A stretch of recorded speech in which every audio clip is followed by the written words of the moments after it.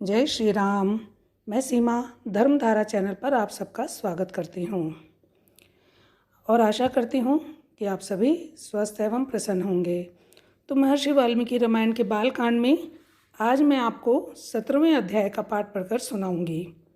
तो शुरू करने से पहले अगर अभी तक आपने मेरा चैनल सब्सक्राइब नहीं किया तो प्लीज़ चैनल सब्सक्राइब कीजिए, बेल आइकन को प्रेस कीजिए।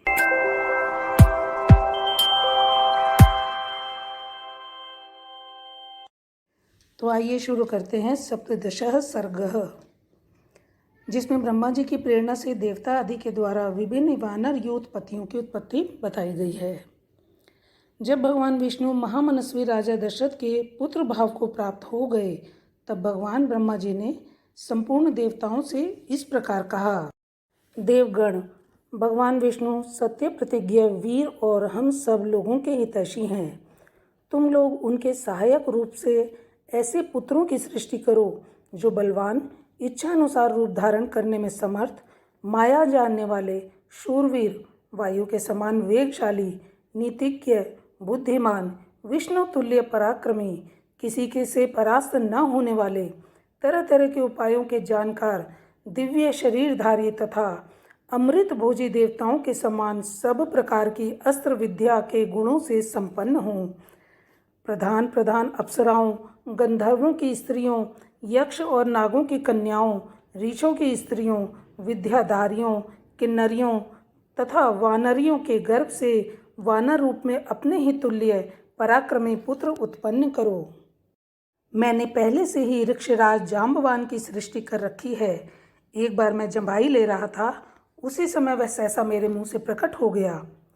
भगवान ब्रह्मा के ऐसा कहने पर देवताओं ने उनकी आज्ञा स्वीकार की और वानर रूप में अनेकानेक पुत्र उत्पन्न किए। महात्मा, ऋषि, सिद्ध, विद्याधर, नाग और चारणों ने भी वन में विचरने वाले वानर भालुओं के रूप में वीर पुत्रों को जन्म दिया। देवराज इंद्र ने वानर राज वाली को पुत्र रूप में उत्पन्न किया, जो महेंद्र पर्वत के समान विशालकाय और बलिष्ठ था। तपने वालों में श्रेष्ठ भगवान सूर्य ने सुग्रीव को जन्म दिया। बृहस्पति ने तार नामक महाकाय वानर को उत्पन्न किया, जो समस्त वानर सरदारों में परम बुद्धिमान और तेजस्वी वानर गंधमादन कुबेर का पुत्र था। विश्वकर्मा ने नल नामक महान वानर को जन्म दिया। अग्नि के समान तेजस्वी श्रीमान नील साक्षात अग्निदेव का ही पुत्र था। वह पराक्रमी वानर तेज, यश और बल वीर्य में सबसे बढ़कर था। रूप वैभव से संपन्न सुंदर रूप वाले दोनों अश्विनी कुमारों ने स्वयं ही मैंद और द्विविद को जन्म दिया था। वरुण ने सुषेण नामक वानर को उत्पन्न किया और महाबली पर्जन्य ने शरभ को जन्म दिया। हनुमान नाम वाले ऐश्वर्यशाली वानर वायु देवता के औरस पुत्र थे। उनका शरीर वज्र के समान सुदृढ़ था। वे तेज चलने में गरुड़ के समान थे। सभी श्रेष्ठ वानरों में वे सबसे अधिक बुद्धिमान और बलवान थे। इस प्रकार कई हजार वानरों की उत्पत्ति हुई। वे सभी रावण का वध करने के लिए उद्यत रहते थे। उनके बल की कोई सीमा नहीं थी। वे वीर, पराक्रमी और इच्छानुसार रूप धारण करने वाले थे। गजराजों और पर्वतों के समान महाकाय तथा महाबली थे। रीछ, वानर तथा गोलांगुल जाति के वीर शीघ्र ही उत्पन्न हो गए।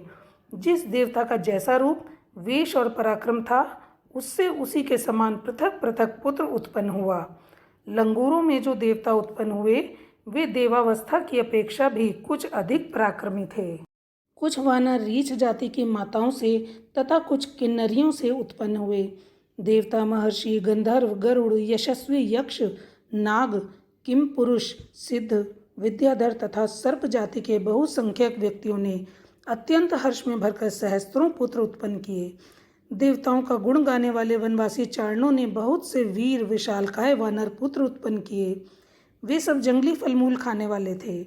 मुख्य मुख्य अप्सराओं, विद्याधारियों, नाग कन्याओं तथा गंधर्व पत्नियों के गर्भ से भी इच्छानुसार रूप और बल से युक्त तथा स्वेच्छानुसार सर्वत्र विचरण करने में समर्थ वानर पुत्र उत्पन्न हुए।